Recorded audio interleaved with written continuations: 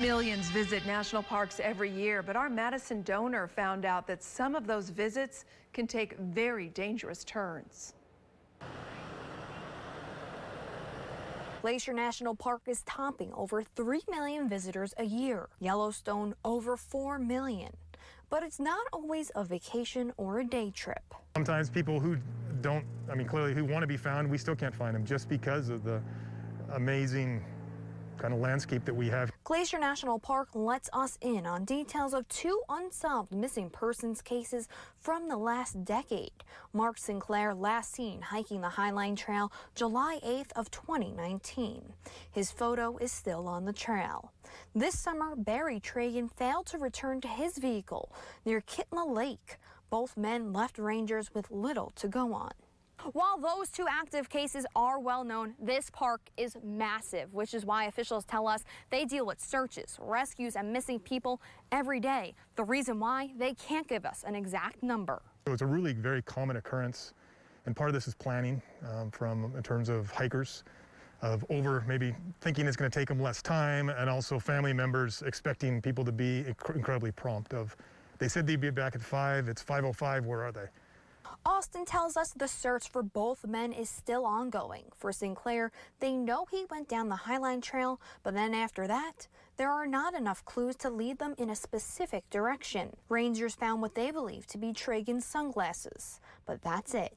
What we need to look at is how much are we going to risk if we can't find any clues looking over cliffs and using aviation assets. At some point, you have to scale back because we still have the other 3 million people to respond to and take care of. Yellowstone's in the same bind. We looked through the park's records and found just 1 active missing person case from 1991, Dan Campbell. And similar to Glacier, they get the same calls every day. Exact same thing. The majority of our calls are somebody's, went on a hike, or somebody's in this boardwalk area and we haven't seen them for 30 minutes, and usually they're resolved within 30 minutes or an hour. Officials say search and rescue efforts are primarily the park's responsibility. But for both parks, the Sheriff's Department and outside resources are always a big help. Just last week, Yellowstone used these resources to find a missing hiker. Had some tracks, but she was moving away from us, and then at that point we brought in a helicopter. And she actually ended up on Forest Service land, and by the time we found her, we were communicating with the Forest Service and communicating with the local Sheriff's Department about, okay, if we don't find her today, we're going to need to set up a bigger team. But with so many people coming through these gates, are there more people missing? Do you guys think that more people might go missing in the park than the data shows? Is that even a question for you guys? In terms of missing people, that might happen, but eventually someone misses somebody. I can't speculate on that.